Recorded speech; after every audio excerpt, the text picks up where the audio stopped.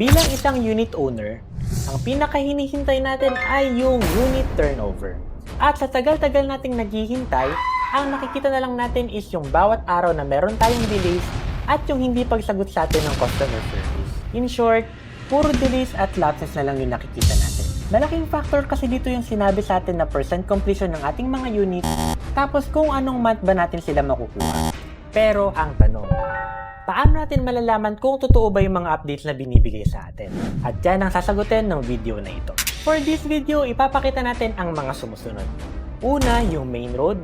Pangalawa, yung construction update ng Sector 4A, 4B at ng Sector D. At sana tapusin niyo itong video na to hanggang sa dulo dahil ipapakita namin sa inyo kung gaano kalayo yung mga units ninyo papunta dun sa gate or sa entrance ng Amaia.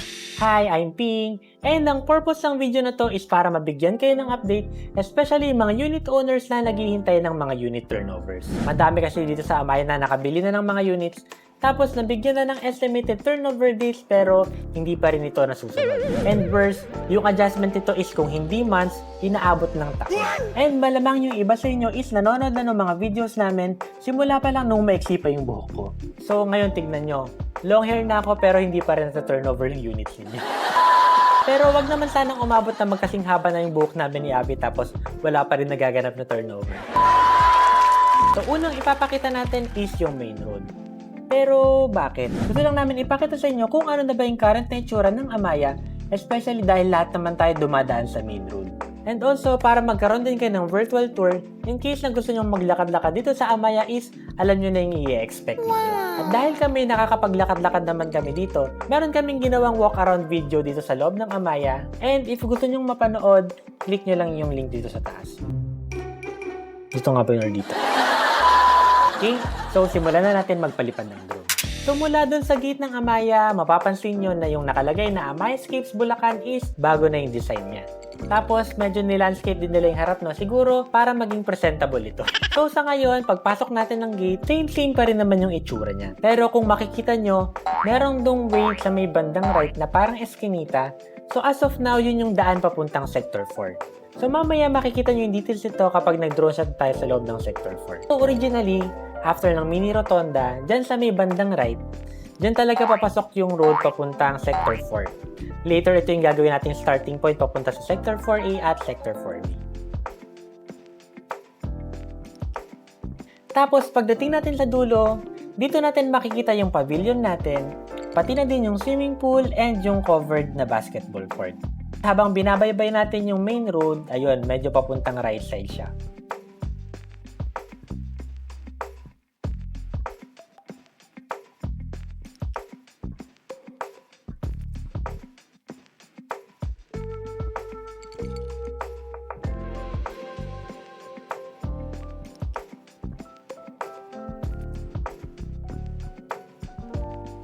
So, pag dinire-diretso natin itong main road, mapapansin nyo, ang gaganda na ng mga bahay dito. So, mapapasana all ka na. Then, dito sa part na ito, kung makikita nyo sa may bandang right, ito yung portion ng Sector 4B. So, para sa mga nakatira sa Sector 4B, meron kayong option kung dadaan kayo dun sa pinakita nating road na papuntang right, or tatahakin nyo yung main road tapos dito kayo lulusot. Tapos, sa pagdiretso nito, medyo malapit na tayo sa dulo. And makikita nyo sa may bandang left side, ito na yung part ng Sector 3C. Pero more on that later.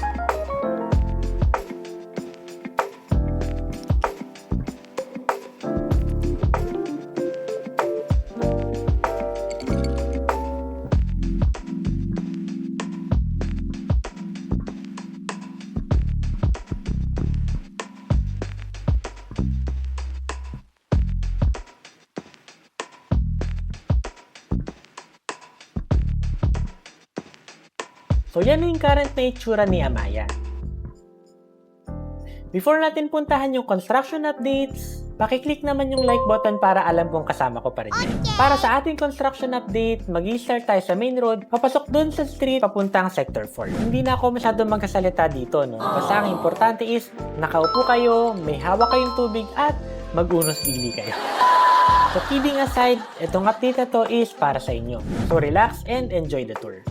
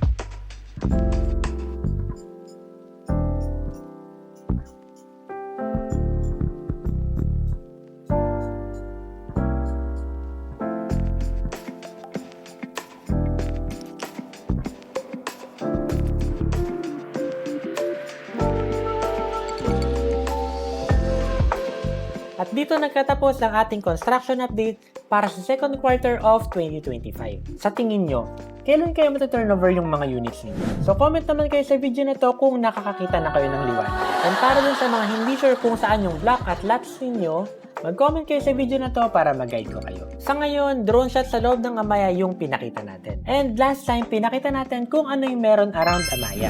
Ang susunod na video natin is, ipapakita natin kung ano ba yung nearby establishments na pwede nating puntahan, tambayan, and so on. And pwede rin tayong mag-conduct ng house tour. Tapos pwede ko rin ipakita kung ano na yung changes simula nung na-turnover units namin hanggang sa kung anong meron kami ngayon. So, bahala na kung ano yung mauuna. Pero, para mapanood yung lahat ng ito, dapat na-click mo na yung like, subscribe, and notification bell para maging updated kayo sa mga future video uploads namin. Okay? Kung tapos na, see you on the next video. Bye! Dito nga ba yung dito?